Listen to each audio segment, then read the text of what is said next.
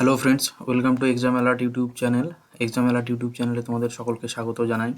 তো ফ্রেন্ডস, যে মতো চলছিল আমাদের ইন্টারভিউ সিরিজ, সেই ইন্টারভিউ সিরিজের আজকের সেকেন্ড ফেজের লাস্ট ইন্টারভিউয়ের ভিডিও, কী কী আজকে প্রশ্ন করলো, কী কী ডেমো, সমস্ত কিছু আজকে আলোচনা করব। তো ভিডিওটা বড় হলেও প্রথম থেকে শেষ অবধি দেখতে হবে, তাহলে তোমরা সকল জিনিস বুঝতে পারবে। ঠিক আছে, তো আজকের সেকেন্ড ফেজের ইন্টারভিউ আজকে শেষ দিন ছিল। কিন্তু ডেমোতে বরাবর কিন্তু সমস্যা করছে। ঠিক আছে, ডেমোতে উল্টোপাল্টা ডেমো দিচ্ছে এবং একের বেশি অনেককে ডেমো দিচ্ছে। ঠিক আছে friends, out of the topic কিন্তু প্রশ্ন করছে, মানে যেখান থেকে খুশি ওনারা একটা করে প্রশ্ন করে দিচ্ছেন, আউট অফ দ্য টপিক প্রশ্ন করছেন। হ্যাঁ, এবার একাধিক ডেমো তো দিচ্ছেন, এটা তো বললামই। এবার থার্ড ফেজের স্ট্র্যাটেজি ভিডিও কিন্তু আমাদের এই চ্যানেলে আসবে। ঠিক আছে, আর আজকের সমস্ত প্রশ্ন এবং সমস্ত পিডিএফ কিন্তু তোমরা টেলিগ্রাম চ্যানেলে পেয়ে যাবে। তো টেলিগ্রাম চ্যানেলে জয়েনের লিঙ্কটা কিন্তু আমি ডিসক্রিপশানে দিয়ে রাখবো। ঠিক আছে, তো তোমরা সকলে এই চ্যানেলটা সাবস্ক্রাইব করবে, লাইক করবে এবং কমেন্ট করবে। আর সকলে কিন্তু চ্যানেলে জয়েন হয়ে যাবে, টেলিগ্রাম চ্যানেলের লিঙ্ক আমি ডিসক্রিপশানে দিয়ে দেবো। ঠিক আছে, তো চলো শুরু করে আজকে দেখে নেই কী কী প্রশ্ন করেছিল, কী কী ডেমো দিয়েছিল। আজকের প্রশ্ন এবং ডেমোগুলো কিন্তু একটু অদ্ভুত টাইপের ফ্রেন্ডস, আমি যখন নিজেও কালেক্ট করি তখন আমারও একটু অদ্ভুত টাইপেরই লেগেছিল। ঠিক আছে, তো চলো বেশি কথা না বলে শুরু করি, এক এক করে সব দেখে নিই। দেখো, ক্যান্ডিডেট ওয়ান ছিল পলিটিক্যাল অনার্সের স্টুডেন্ট, মানে পলিটিক্যাল সায়েন্স। এনার টেবিল নাম্বার ছিল 2। ঠিক আছে, তো তোমরা সকলে টেবিল নাম্বার জানতে চেয়েছিলে সকলের, তো সেই জন্য আমি যতটা পেরেছি টেবিল নাম্বার কিন্তু জোগাড় করার চেষ্টা করেছি ওনাদের কাছ থেকে। ঠিক আছে, তো এনার ডেমো কী ছিল? এনার ডেমো ছিল ওমেন্স ইকুয়ালিটি। ঠিক আছে, এনার ডেমো ছিল ওমেন ইকুয়ালিটি। এনাকে বলেছিল তুমি ওমেন ইকুয়ালিটির উপর একটা ডেমো দাও বোর্ডে। ঠিক আছে, এবার এনার পলিটিক্যাল সায়েন্স, এনাকে কিন্তু সাবজেক্টিভ কোশ্চেন করেছিল, যেমন প্রিয়াম্বেল প্রত্যেকটা বইয়ের প্রথমে থাকে। তো সেই প্রিয়াম্বেল থেকে এনাকে কিন্তু প্রশ্ন করা হয়েছিল।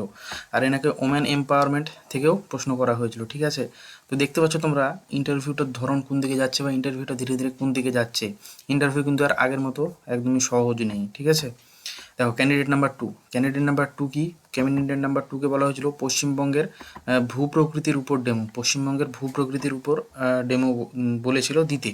কিন্তু এ যখন বলেছিল যে পারবে না, তখন এনাকে ইংলিশ থেকে একটা ডেমো দিয়েছিল, ইংলিশ থেকে একটা ডেমো দিতে বলেছিল। ঠিক আছে, এর ক্ষেত্রে টাইম লেগেছিল টোটাল 10 মিনিট। এর টেবিল নাম্বার ছিল 5 নম্বর টেবিল। এনাকে প্রশ্ন করা হয়েছিল যে আপনি বর্তমানে কি করেন। ঠিক আছে, তো বন্ধুরা তোমরা কমেন্ট করো এর পরবর্তী ভিডিও তোমরা কীরকম চাও, বা এই সিরিজটা কিন্তু আমি প্রথম থেকে শেষ অবধি চালু রাখবো। ঠিক আছে, তো তোমরা লাইক শেয়ার কমেন্ট যদি করো, সেরকম রেসপন্স পেলে কিন্তু ইন্টারভিউ শেষ অবধি এই সিরিজটা চলতেই থাকবে এইরকম করে।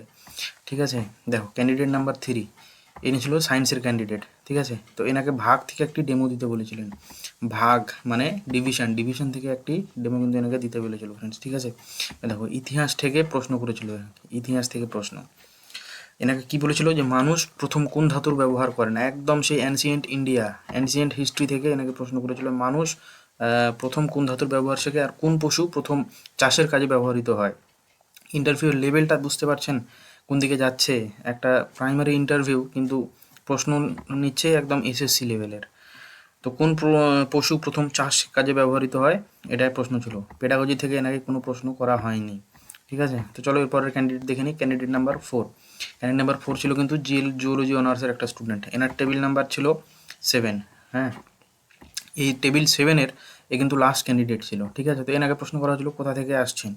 ঠিক আছে, এবার বলেছে যে বাচ্চাদের যে জুওলজি, সেই জুওলজির ধারণা কিভাবে দেবেন, এটা বলেছিল। ঠিক আছে, এবার যখন মানে উত্তরটা দেবে যে জুওলজির ধারণাটা কিভাবে দেবে, এই উত্তরটা শুরু করতেই ওনারা বললেন ঠিক আছে থাক, হয়ে গেছে। এনাকে পেডাগজি থেকে কোনো প্রশ্ন করা হয়নি। আর বোর্ড ওয়ার্ক করতে দিয়েছিল, বোর্ড ওয়ার্ক এনাকে বানান লিখতে দিয়েছিল বোর্ডে। ঠিক আছে, এনাকে বলা হয়েছিল যে আপনার হাইয়েস্ট কোয়ালিফিকেশান কী। ঠিক আছে, তো দেখতে পাচ্ছেন যার ক্ষেত্রে মানে ডেমোটার কোনো ঠিক নেই, কারো ক্ষেত্রে ভালো পড়ে যাচ্ছে, কেউ সুবিধা পাচ্ছে ডেমোতে, আবার কারো ডেমোতে কিন্তু কান্না বেরিয়ে যাচ্ছে। 2-3টা করেও ডেমো দিতে হচ্ছে, আবার কাউকে একটা বোর্ডে টাচও করতে হচ্ছে না। ঠিক আছে, ক্যান্ডিডেট নাম্বার 6, এর টেবিল নাম্বার 5। এনাকে বলা হয়েছিল যে বাচ্চাদের এবিসিডি শেখান, বসে বসেই এবিসিডি শেখাতে হবে, এটাই একটা ডেমো, যে বাচ্চাদের এবিসিডি শেখান, সেটা আবার বসে বসে, মানে চেয়ারে বসেই জাস্ট ইন্টারাকশানের মাধ্যমে কীভাবে এবিসিডি শেখাবে। এনাকে অ্যাডজেক্টিভ বোঝাতে বলা হয়েছিল ডেমো, মানে এনার ক্ষেত্রে কিন্তু দুটো ডেমো হয়ে গেলো, একটা হচ্ছে এবিসিডি বোঝান কীভাবে বোঝাবেন, আর একটা হচ্ছে অ্যাডজেক্টিভ বোঝান। ঠিক আছে, এনার ক্ষেত্রে টাইম লেগেছিল টোটাল 7 মিনিট। এবার অ্যাডজেক্টিভ পড়াতে এনাকে বলা হয়েছিল যে অ্যাডজেক্টিভ পড়াবেন যে আপনি, তো আপনি কী ধরনের টিএলএম ব্যবহার করে অ্যাডজেক্টিভ পড়াবেন, বা অ্যাডজেক্টিভ পড়াতে গেলে কী কী টিএলএম লাগে। তাহলে বুঝতে পারছেন কি কতটা গভীরতা থেকে প্রশ্নগুলো ধরা হচ্ছে। মানে শুধু ডেমো দিয়ে ছেড়ে দেওয়া হচ্ছে তা নয়, ডেমো থেকেও ক্রস কোশ্চিন, আবার সেটাও কিন্তু ক্রস কোশ্চিনের লেভেল খুব হাই। ঠিক আছে, তো আপনারা বুঝতেই পারছেন ব্যাপারটা। দেখুন এবার ক্যান্ডিডেট সেভেন হচ্ছে ইংলিশ অনার্সের একটা স্টুডেন্ট ছিল। তো এনাকে বলা ছিল পাস্ট কন্টিনিউয়াস টেন্স থেকে একটা ডেমো, 2 মিনিটের ভিতরে পাস্ট কন্টিনিউয়াস টেন্স থেকে আপনি একটা ডেমো দিয়ে দেখান। আর বোর্ড ডেকোরেশন ইনি করতে যখন যান, মানে ডেট টাইম আজকের বিষয় এসব যখন লিখতে যান, ওরা স্ট্রিক্টলি নিষেধ করেছেন যে এসবের কোনো দরকার নেই, আপনি ডিরেক্ট টপিকে চলে যান।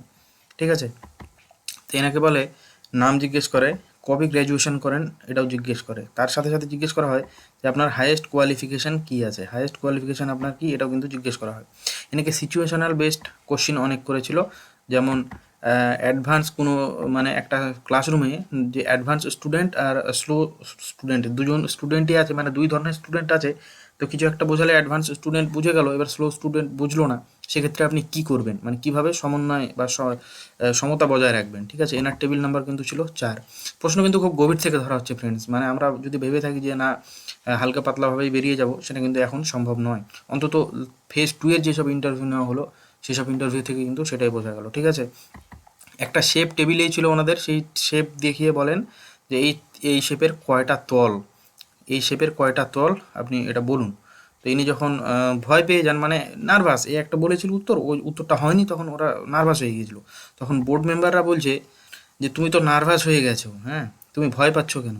এইভাবে এনার কিন্তু সান্ত্বনা দিয়েছে, মানে বেশ ফ্রেন্ডলি আর কি, মানে ব্যবহারটা খুব ফ্রেন্ডলি ব্যবহার, ভয় যাতে না পায় সেইভাবে ব্যবহার করছে, কিন্তু প্রশ্নগুলো খুব একটা সুবিধার হচ্ছে না। ঠিক আছে, তো আপনারা সাবস্ক্রাইব করুন, এতক্ষণ যারা দেখলেন তারা সকলে সাবস্ক্রাইব করুন, এই সিরিজ কিন্তু চালু থাকবে, এরকম ভিডিও প্রত্যেক দিন আসবে।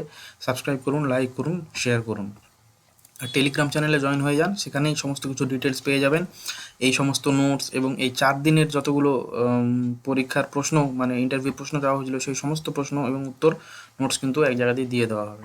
দেখো ক্যান্ডিডেট নাম্বার 8 ছিল জিওগ্রাফি অনার্সের একটা স্টুডেন্ট। তো এনাকে বলা হয়েছিল আপনার নাম, তারপর বলা হচ্ছে আপনি কোথা থেকে ডিএলএড করেছেন। ঠিক আছে, এবার একটা গ্লোব টেবিলে রাখাই ছিল, তো সেই গ্লোবটা ওনাকে দিয়ে বলেছিল যে এই গ্লোব দিয়ে একটা ডেমো দিন। ঠিক আছে, এবার ডেমো চলাকালীন এনাকে প্রশ্ন করা হয়েছিল যে আফ্রিকা মহাদেশ কোথায় আছে সেটা খুঁজে আপনি দেখান। মানে বুঝতে পারছেন যে কোন দিকে যাচ্ছে ইন্টারভিউটা ধীরে ধীরে, বা কী চাইছে ইন্টারভিউটা স্পষ্ট কিন্তু এখনও নয়। এবার দেখো পৃথিবীর কোন জায়গায় অভিকর্ষজ টান সবচেয়ে বেশি, এরকম লেভেলের প্রশ্ন করা হয়েছে একটা প্রাইমারি ক্যান্ডিডেটকে। মনে হচ্ছে যে এসএসসিতেও এরকম কিন্তু প্রশ্ন করে না, তোমরা সেটা জানোই ভালো করে। আমরা যে পৃথিবীতে থাকি, তো সেই পৃথিবী তো মানে মহাশূন্যে থাকে, কিন্তু আমরা পৃথিবী থেকে পড়ে যাই না কেন, এই প্রশ্নটাও করা হয়েছিল। ঠিক আছে, এবার পৃথিবীর মাঝের রেখা যে আছে, সেই পৃথিবীর মাঝের রেখার নাম কি সেটাও করা হয়েছিল। এনাকে আদার্স কোনো প্রশ্ন করা হয়নি, জিওগ্রাফি অনার্সের স্টুডেন্ট বলে এনাকে একদম পুরোটা জিওগ্রাফি থেকে প্রচুর প্রশ্ন করেছিল। ঠিক আছে, ক্যান্ডিডেট নাম্বার 9 ইংলিশ অনার্সের স্টুডেন্ট, টেবিল নাম্বার ছিল এনার 8। ঠিক আছে, এনাকে প্রশ্ন করা ছিল যে এইচএসের পর কী করছেন, এইচএসের পর কী করছেন। তারপরে এনাকে বলেছেন যে আপনি কী ডেমো দেবেন বলুন, ওনারাই কিন্তু মানে বোর্ড মেম্বাররা অফার করেছিল ওনাকে যে আপনি কী ডেমো দেবেন বলুন। ঠিক আছে, এবার দেখুন ইনি বলেছিলেন যে অ্যাডজেক্টিভ পড়াতে চাই আমি। এবার বোর্ড মেম্বাররা একটা খেলা খেলেন যে না না আপনি তো অ্যাডজেক্টিভ পড়াতে হবে না আপনাকে, আপনি টেন্স পড়ান। তার মানে ওনারা আগে ঝালিয়ে নিচ্ছে যে আমার ক্যান্ডিডেট কি ডেমো প্রস্তুত করে এসেছে, ওটা কিন্তু ওরা শুনে নিচ্ছে, ওটা একদমই শুনছে তা নয়, কিন্তু কিন্তু ওটা করতে কোনোদিনও দিচ্ছে না বা কখনোই দিচ্ছে না। ওনারা ওদের ইচ্ছে মতো একটা দিয়ে দিচ্ছে, বলছে না না তাহলে আপনি অন্যটা পড়ান। ঠিক আছে, আর বোর্ড ডেকোরেশন যেটা আমি এর আগেও বললাম, এই ক্যান্ডিডেটের ক্ষেত্রেও একই জিনিস, বোর্ড ডেকোরেশন কিন্তু পুরোপুরি নিষেধ করে দিচ্ছে, যে দরকার নেই বোর্ড ডেকোরেশন, দরকার নেই, আপনি ডিরেক্ট টপিকে চলে যান। দুটো ভয়েস চেঞ্জ এনাকে দিয়েছিল। ঠিক আছে, দুটো ভয়েস চেঞ্জ করতে দিয়েছিল। ক্যান্ডিডেট নাম্বার 9 ইংলিশে অনার্সে ছিল। তো ফ্রেন্ডস ভিডিওটা লাইক করুন, যারা যারা দেখছেন এতক্ষণ অবধি, প্রচুর কষ্ট করে আপনাদের জন্য এইসব কন্টেন্ট জোগাড় করি। তো আপনারা সকলে লাইক করুন, শেয়ার করুন, এইভাবে পাশে থাকুন। ঠিক আছে, ক্যান্ডিডেট নাম্বার 10 ইনি ছিল 12 পাস ক্যান্ডিডেট। ঠিক আছে, এনাকে প্রশ্ন করা হয়েছিল কোথা থেকে আসছেন। এবার 12 পাস ক্যান্ডিডেট, এনাকে ডেমো দিতে বলা হয়েছিল, দেখুন ক্রয় মূল্য বিক্রয় মূল্য থেকে ডেমো দিতে বলা হয়েছিল প্রাইমারির জন্য। বলুন এবার আপনারা কি বলবেন। আপনারা যখন এই ভিডিওটা দেখবেন হয়তো বা মনে হবে যে আমি যা খুশি তাই দিয়ে দিয়েছি, কিন্তু যারা এর আগের ভিডিওটা তো অনেকে কোশ্চেন করেছিল যে এইরকম হয় নাকি, কিন্তু যারা লাইভ ইন্টারাকশানগুলো দেখেছেন অনেকের, সেগুলো দেখলেই বুঝতে পারবেন যে আদৌ আমি মিথ্যা কথা কিছু বলছি নাকি। এগুলো কিন্তু আমার মন করা একটাও নয়, সকল কিন্তু ইন্টারভিউয়ের কোশ্চেন, ঠিক আছে। তারপর এনাকে বলা হয়েছিল যে নিজের যে জায়গা থেকে এসেছে সেই জায়গা থেকে বিস্তারিত প্রশ্ন করেছিল, ক্রস কোশ্চেন অনেক করেছিল। এনার ক্ষেত্রে সময় লেগেছিল 4 মিনিট। তাহলে ভাবুন, ক্রয় মূল্য ও বিক্রয় মূল্য নিয়ে ডেমো, আর আমরা কী ডেমো প্রস্তুত করতে চাইছি বা কী ডেমো প্রস্তুত করতে বলছি, আর ভাগ্য কী বলছে ওখানে গিয়ে পুরোটাই কিন্তু ভাগ্যের উপর পড়ে যাচ্ছে। ক্যান্ডিডেট নাম্বার 11, ইনি ছিলেন সায়েন্সের ক্যান্ডিডেট। তো ঢুকেই এনাকে বলা হচ্ছিল হাইয়েস্ট কোয়ালিফিকেশন বলুন আপনার, বর্তমানে আপনি কী করেন, ইনি বলেছেন যে ক্লাস 9 এবং ক্লাস 10 ইনি পড়ান। এবার এটা বলার সাথে সাথে ওনারা প্রশ্ন করেন, তাহলে প্রাইমারির সাথে 9-10-এর সামঞ্জস্য কী করে করবেন? মানে আপনি তো 9-10 পড়ান, তাহলে আপনাকে প্রাইমারি যদি পড়াতে দেওয়া যায় আপনি কীভাবে পড়াবেন? বুঝতে পারছেন ক্রস কোশ্চেনের লেভেলটা। ডেমো এনাকে গ্লোব থেকে ডেমো দিতে বলেছিল। এবার গ্লোব থেকে কোশ্চেন করেছিল, গ্লোবে যে সাদা নীল রঙগুলো থাকে, বিভিন্ন কালারের রং দিয়ে সব মার্জিন টানা থাকে, সেগুলোর মাধ্যমে কি বোঝাতে চায়, মানে ডেপথ, বুঝতে পারছেন আপনারা কীরকম ডেপথ। এনার ক্ষেত্রে টাইম লেগেছিল 1.5 থেকে 2 মিনিট ডেমোতে, ঠিক আছে। পেডাগজি থেকে এনাকে কিন্তু একটাও প্রশ্ন করা হয়নি, সিচুয়েশনাল বেসড একটা কোশ্চেন করা হয়েছিল। তো ফ্রেন্ডস, আপনারা যে ভিডিওটা দেখলেন, সকলে কিন্তু লাইক, শেয়ার, সাবস্ক্রাইব, কমেন্ট করে দেবেন। আর এই পিডিএফ এবং নোটস আমি প্রত্যেকদিন রাত্রেবেলা কিন্তু ইম্পর্টেন্ট যতগুলো নোটস আছে সবগুলো কিন্তু আমি চ্যানেলে গ্রুপে কিন্তু আমি প্রোভাইড করে দিই। যারা পুরনো ওল্ড স্টুডেন্ট আছে সকলেই জানে, গ্রুপে কিন্তু অনেক মেম্বার হয়ে গেছে ইতিমধ্যেই, তো আপনারাও যুক্ত হয়ে যান। সমস্ত পিডিএফ এবং নোট দিয়ে দেবো, সাথে এই পিডিএফটাও দিয়ে দেবো এবং ইম্পর্টেন্ট নোট, ঠিক আছে। তো এই ভিডিও সিরিজটা চালু থাকবে শেষ অবধি। আপনারা সকলেই চ্যানেলটা কিন্তু সাবস্ক্রাইব করে বেল আইকনটা বাজিয়ে রাখুন, ঠিক আছে। প্রত্যেক দিন এরকমই নতুন নতুন আপডেট পেতে বেল আইকনটা বাজিয়ে সাথে থাকুন। আর আপনাদের যদি কিছু জানার থাকে বা কিছু বলার থাকে, কিছু সাজেশন থাকে, তো আপনারা কমেন্ট করে সেই জিনিসটা জানাতে পারেন। ততক্ষণ অবধি ধন্যবাদ, ভালো থাকবেন।